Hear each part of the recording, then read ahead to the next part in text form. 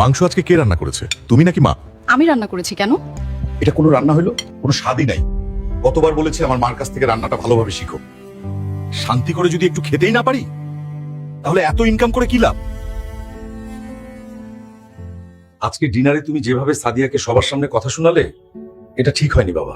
সাংসারিক কাজে বউদের একটু ভুল হয় বাবা, সেগুলো সবার সামনে বললে তার সম্মানটা কোথায় থাকে? এই কথাগুলো বউকে পার্সোনালি বলতে হয় বাবা, কারণ তার নিজেরও তো একটা আত্মসম্মান বোধ আছে।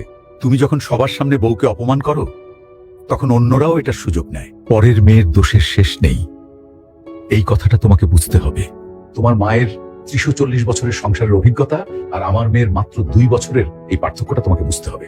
৩০-৪০ বছর অভিজ্ঞতার সাথে ২ বছর অভিজ্ঞতা কখনো মিলবে না বাবা। সময় এলে সব ঠিক হয়ে যাবে। একদিন তোমরাও বাবা মা হবে, তখন তোমাদের সামনে কেউ যদি তোমার সন্তানকে ছোট করে কথা বলে তখন তোমারও খুব খারাপ লাগবে। তাছাড়া ইসলামে খাবারের খুঁত ধরতে নিষেধ করা হয়েছে বাবা, এই দিকটাও আমাদের মনে রাখতে হয়। শ্বশুর আব্বা, আমি আমার ভুল বুঝতে পেরেছি, আপনার কথাগুলো মেনে চলার চেষ্টা করব। তোমাকে ডিনারের সময় কথা শোনাইছি, এর জন্য সরি। আমার ভুল হয়েছে, আর কখনো এমন হবে না। কি হলো, রাগ করেই থাকবে? চলো নেক্সট উইকে আমরা সেন্ট মার্টিন থেকে ঘুরে আসি।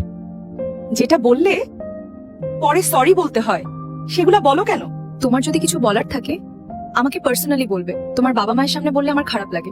হ্যাঁ ঠিক আছে, এখন থেকে চেষ্টা করব।